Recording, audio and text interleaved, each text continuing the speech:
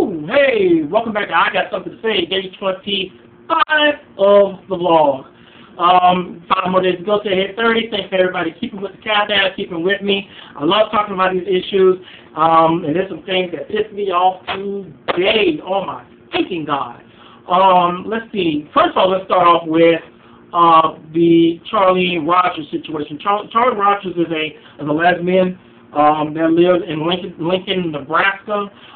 She's known for being a hoop star with I guess the University of Nebraska or whatever the college is down there.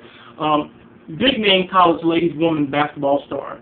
And in July of this year, she claimed that she has a hate crime happened to her in her own home. 3 individuals in masks came in, actually had racial slurs, painted shit all in the house, cut her skin, and like started carving slurs in her skin and stuff, tied her up. I mean, just all sorts of things. So then, supposedly also they tried to set the house on fire. And then also, she crawled out of the house. A neighbor found her. They called 911, and then of course she got all this recognition for surviving the situation, the ordeal, and all the bullshit. Come to find out today, the bitch was lying. Whole neighborhood got together and everything. The bitch was lying. So I guess the police found her to be suspicious, or sort of be suspicious. No blood was found on the bed sheet. No blood, no evidence, real evidence found that supported her statement, except that the fact that when the police confronted the old girl about it, she came right out and admitted the truth. The shop owner, where she bought all the tools involved in the incident, she went in and the store owner picked her out for a lineup. It was crazy. So now she may face 1 year in jail, $1,000 bond, and all that, whatever the fuck. You know, my thing is that she brings shame to the gay community. It's just the same situation that happened with Joseph Bacon in Montana. I wrote about it last month too. Actually this month. He on his birthday, supposedly 3 guys asked him. Why is it always 3? 3 guys asked him where the gay club was. Supposedly they attacked him, and that later on, it was on his birthday. He called the police. Well, then a video showed up with him doing a backflip and landing on his fucking face, and that's where the injuries came from, because he had significant injuries to his face and such. And that picture of his face went around the blogosphere, hit the LGBTQ, and before you know it, we're rallying to a cause that was fake. So, you know, what is up with these people having these injuries or causing these injuries and then calling the fucking police, claiming they were gay bashed and calling hate crime? I mean, don't they know that makes it significantly harder, or it could, for the next person that calls about a hate crime? What do you think the police are going to respond? You know, that's like a drug addict calling every time because they need help. Or because there could be one situation, and then the police and the ambulance will stop wanting to come to the drug addict's rescue if they're going to keep going back into the same situation. It's hard to explain. Well, actually, it's very easy to explain. When you cry, it's the boy who cried wolf. You know, it's like if you cry wolf, no one's going to believe you or want to come and help you out. You know, after a certain amount of time, they ain't going to come out. It's like, well, that motherfucker lying. And then when you involve a whole community, as these people have, then the first thing you're going to be thinking about, oh, that's another gay person that's probably lying. Oh, here we go again. And that's gonna be the perspective and perception of a few. Is it right? No, never said it was right. I just said that that's how being jaded works. You go through an ordeal, you know, especially now since with the gay community getting so much support, and the last thing we need to do is fuck it up by calling all these fictitious hate crimes, and then having the police come out for no fucking reason, let it have egg on our face, because you get the whole community involved. When these people supposedly went through the ordeals and all this bullshit, whole communities got together. They had violent visuals against violence for this girl Charlie Rogers. They had whole vigils fought about her situation. I bet every last one of them motherfuckers think right now, this bitch is a fool. They feel like thinking they were fool for being a fool. So, And that's all I'm going to say about that. It brings shame to the whole gay community. That's how I feel about it. I wrote about it. Go and check out the article and when I put the link down. Now, I want to say something here. I'm going to slow myself down because, I usually like talking fast. But I really want to say something. Now, I write because I enjoy writing. And I write because I write now with the purpose of wanting to unify the gay community. I always write with that purpose. Anything that hurts the gay community, I always try to bring to the attention of the community through my articles and through my blog and through my writing and everything, okay? I enjoy that, and I'm going to continue doing that. And the reason I'm talking about this is because I have written an article that deals with Joe My God. I talked about it yesterday.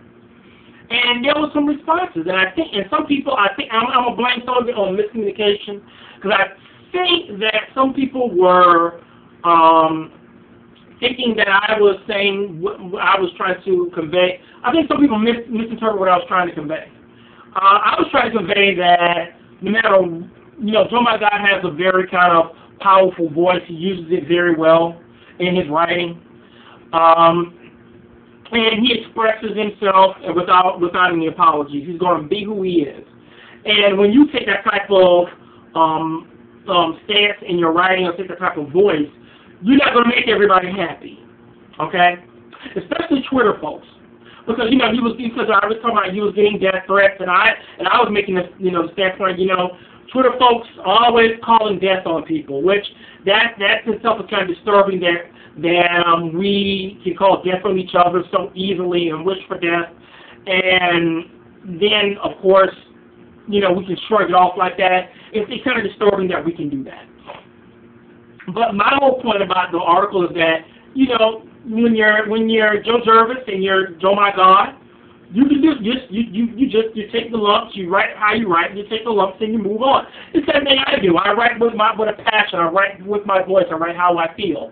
I enjoy how I write. It might be not the ending style that people agree with. It may not be how the package comes. It may not be the best in the world. I'm not the best. I've always said I try to write with personality and fire. I want to be the best writer to convey my feelings and experiences, but I'm not the best at it, and I already know that. But when you have motherfuckers come up, try to tear apart your articles and writing, this is done poorly. This is written poorly. This doesn't do anything right. All you're doing is hating. When I see a person writing, or when I read a person's writing or see a video or whatever, I never tear that person down. I'll express my opinion. I'll express what I feel. But at the end of the day, no matter if I disagree or whatever, that person is of the community. So my job is not to try and attack that person's work personally, like, oh, that just didn't look right, oh, that just didn't seem right, or whatever. I look for the message. That's what I do. So I always say that the message is more powerful than the messenger. So people were tearing down my writing, tearing down me, whatever, because I guess they must have thought that I was against Joe Jervis, and I really wasn't. I really believe that Twitter should have put more consideration into the death threat that was given to him. I believe that he was done wrong by Twitter. And then one of the comments, and I'll put the link again to this article in the comment section, to the bottom section, but I think some people just misinterpreted what I was trying to do, and because of that, they took it on their personal best to try to break down my writing, try to make it seem like I'm just a poor writer. I just don't know. Well, you know what? Here's what I said. What I wrote was, I write how I write, what I want to write. And if you don't like how I write, and I'm gonna say this to everybody, I write how I write, what I write, how I write it, I don't care. I write it how I want to. If it's hard to understand and convey, as these people say, well, one person said, well, it's not atrocious, but it's hard for proper speaking people to read, to understand what I'm writing. Well, it was good enough for them to have a response. And if you don't like the way that I write, there's a little box with a little X at the top of that right-hand corner that closes your motherfucking browser. If you don't like how I write, Move on. I encourage that. Because my message is for people who want to hear. I write about community and unity and bringing that together in anything that affects us. If you are more interested in how the message is packaged than the message itself, then keep it moving. I'm about making peace, not war. I respect everybody that's in the game of activism and unity and being there to bet for the betterment of the community. I'm not trying to play the hater game. And I shrug it off like that. That's how I handle it. So I say it again, and I'm going to say it real slow. If you do not like the way that I write, click the motherfucking X box. Click the motherfucking X at the top of the page. And yeah, I'm cussing. I don't care. Because I express myself honestly, openly, and truly. An element and a task and an attribute not many writers do this day and age because they're too concentrated on the editing to make it look good. The message is real. If the message is real and the message reach people, then that's the main thing. If you're more worried about the messenger than the message, then keep it moving. And let the message hit people who want to know and want to be a part of something. Let them receive it, but don't try to break it down so that others will miss the message because you just feel like you're better than somebody. No, no one's better than nobody when we're all persecuted and all lack of freedoms, held at the same day. We're all in the same boat, held at the same day. So nobody's better than nobody because when they gay bash us, black, white, yellow, touch, rich, tall, short, whatever, they call us faggot. They don't call us anything else. We're all held at the same day. So until we learn that, this division within the gay community will never lessen. We are all the same. And that's my message for the day. And I said what I had to say. Peace. Tough luck.